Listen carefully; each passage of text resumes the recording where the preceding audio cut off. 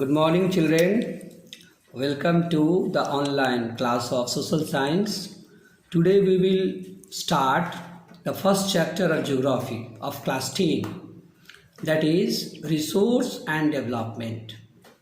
Children, you are well aware with the word resource. You all have read in junior classes. Anything that has the capacity to satisfy our need is known as resource. These definitions you have learned in earlier classes. But this definition is not accurate. There is something that is lacking in it. Why I am telling so? It is because in most of the cases we find many things that are naturally available but cannot be used unless and until it is modified. But for this modification, we need technology. On the other hand, even we have technology, we have come to a problem that economically it is not possible for us to use it. So this is also a factor. Apart from economically, sometimes it also happens that something which is naturally available, it is also modified, it is also economically possible, but our culture doesn't permit us to use it. Then also it becomes useless.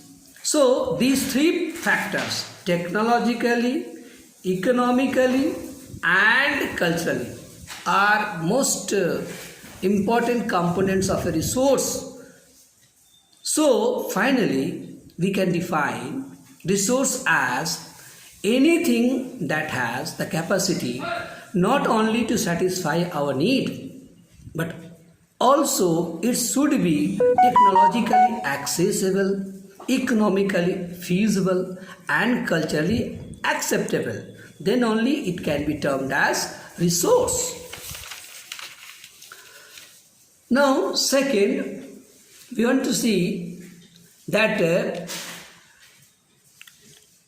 nature, technology and institutions, these are interrelated and interdependent. In the above definitions, we have seen even things that are available, but unless and until it is transformed by human, it is not usable. So, there is a dependent relationship between nature, technology and institutions. For this, human beings interact with nature through technology and create institutions, that is organizations, to accelerate their economic development. So children, now tell me, do you think that resources are the free gift of nature? No, children. It is the consequence of human activity, or we can say it is resource is the function of human activity. So human beings themselves are one of the essential components of resource. Now let us go through the classification of resource. Resource, basically we have seen are of two categories, natural resource and human-made resource.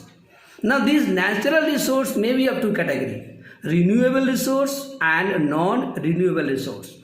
On the other hand, human, it has also two categories. One, structure and institutions. Second, quality and quantity. Now, renewable resource, it is also of two categories. One is continuous or flow. For example, wind and water. Another is biological. Now, non-renewable resource, it has also two categories. One is recyclable, like metal. Another is non-recyclable. An example is fossil fuel. Now, these biological are of two categories.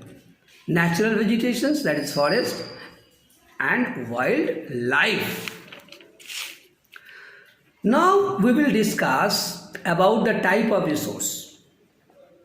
On the basis of origin, resources are of two types. They are Biotic resource. Biotic resource basically refers to the living things, that is plant kingdom and animal kingdoms. Another is abiotic resource.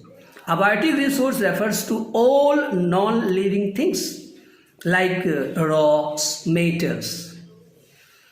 Now on the basis of exhaustibility, resource is of two categories. They are renewable resource. Renewable resource basically refers to the resource which can be renewed easily. For example, solar energy, wind energy. These are examples of renewable resource. Another is non-renewable resource. Non-renewable resource are the resources which cannot be renewed, or it takes longer period, even millions of years, to get renewed. An example of it is minerals and fossil fuel. Now on the basis of ownership, these resources are of four categories. Number one, individual resource. Resources that are owned by individual are known as individual resource. For example, plantation, pasture land, ponds.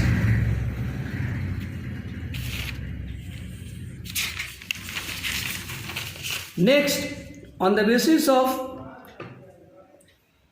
ownership, another category of resource is community owned resource.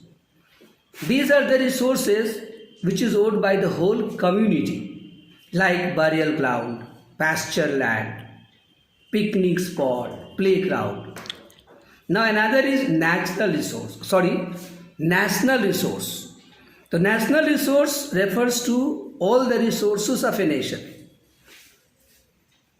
Even along the sea coast, about 22.2 kilometers, that is 12 nauticals from the sea coast, are the part of national resource.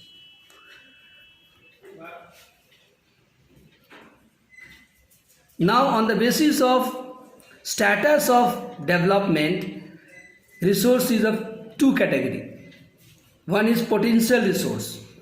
Potential resource basically refers to the resource which is available but not in use. Another is development resource. Resource which are surveyed and their quality and quantity have been determined for utilization. Its development depends on the technology and the level of their feasibility or availability. Now it may be of two categories. One is stock. What is stock? Materials available and have the potentiality to satisfy human need, but humans do not have appropriate technology to use it. Like water. We know water is a compound of two gases, oxygen and hydrogen. And hydrogen can be used as a source of rich energy, but we do not have advanced technology to use it for the purpose. Hence it is termed as stock. Now reserve.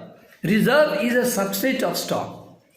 It basically refers to such kind of resource which is available, and even we have technology to use it, but we are not using it at present. For example, river. River has sufficient water to generate electricity. But even today, is every river's water is being used to generate electricity? No. That is why water in the dam is termed as reserve. This much today, children. Hope to meet you again. Thanks.